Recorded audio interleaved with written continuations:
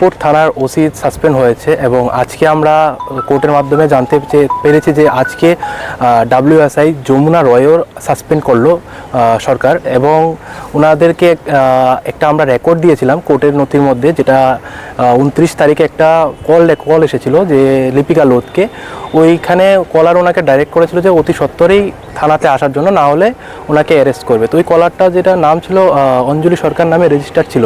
তো আমাদের chief justice জানতে চেয়েছে যে ওই মহিলাটাকে, ওনার কি পোস্ট, উনি কোন পোস্টে কর্মরত এবং ওনার এখন বর্তমান কাজের কি স্ট্যাটাস, উনি কি এয়ারপোর্ট থানাতে এখনও কাজ করছে, সেই জন্য উনি বলল যে ওটার ইনভেস্টিগেশন রিপোর্ট দিতে।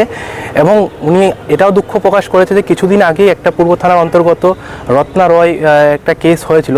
তো ওই কেসে উনি বিভিন্ন রকমভাবে জাজমেন্ট দিয়েছিল, বিভিন্ন রকম ডাইরেকশন দিয়েছিল, তারপরে আবার কীভাবে এই ঘটনাটা 2 দিনের মধ্যে এইভাবে হয়, এটাই উনি জানতে চেয়েছে। আর এই মামলাটার জন্য একটা অ্যাফিডেভিট ফাইল করার জন্য বলেছে এবং নেক্সট শুনানি 6 আগস্ট রেখেছে। দেখেন, আমার এই মামলার সম্বন্ধে যে এক্সপিরিয়েন্স বা যেটা বলবো, যে যদি পুলিশের কাজ না করে তাহলে সবাই তো আর আদালতে আসতে পারে না। মানুষ কখন পুলিশের কাছে যায়, যখন একটা ইনসিডেন্ট হয়ে যায়, তারপর পুলিশের কাছে। পুলিশ নিজের ভূমিকা পালন করছে না। তো আমরা